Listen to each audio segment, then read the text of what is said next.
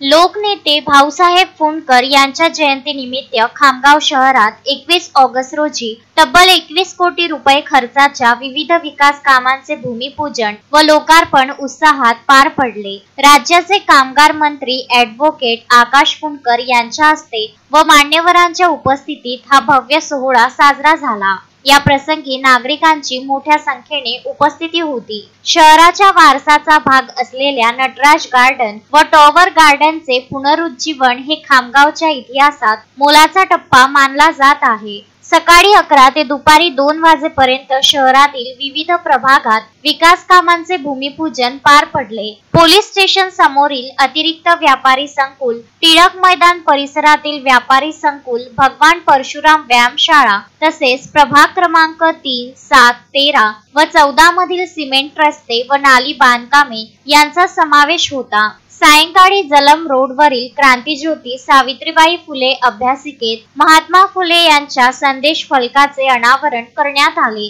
तसेच 1.85 कोटी रुपये खर्चून नटराज गार्डनच्या सुशोभीकरणाचे लोकार्पण करण्यात आले। कार्यक्रमाच्या प्रारंभी माजी नगरसेवक सतीशप्पा धुडे यांनी प्रास्ताविक केले, तर ज्येष्ठ पत्रकार राजेश राजोरे यांनी नटराज गार्डनचा ऐतिहासिक प्रवास उलगडला। स्वर्गीय भाऊसाहेब बोबडे यांच्या पुढाकारातून आणि कलाचार्य पंधे गुरुजी यांच्या संकल्पनेतून निर्माण झालेल्या या बगीच्याला तब्बल 63 वर्षांनी नवजीवन लाभले आहे। नागरिकांनी हे गार्डन आपले म्हणून जपावे असे आवाहनही नामदार आकाश फुंडकर यांनी केले। उद्यान निर्मितीत मोलाचे योगदान देणारे निसर्ग नर्सरीचे श्रीकृष्ण तायडे, इंजिनियर निंकुश मंधाणी, चित्रकार निलेश देशमुख, नगर अभियंता प्रभाकर लबडे, राजेंद्र मस्के यांचा प्रशस्तीपत्र देऊन गौरव करण्यात आला। कार्यक्रमाचे संचालन ॲडव्होकेट बाबू भट्टड यांनी केले, तर आभार प्रदर्शन